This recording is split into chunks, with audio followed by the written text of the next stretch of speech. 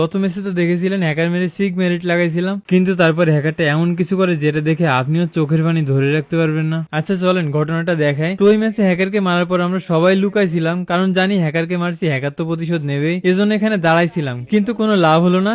এরপর হ্যাকার আমাদের দুজনকে মারার পরই দেখেন মিলে যাচ্ছে আয়ুষ ভাইকে মারার জন্য, কি স্পিডে যাচ্ছে দেখেন। এখন ওই মিলেই ঘটনাটা ঘটে।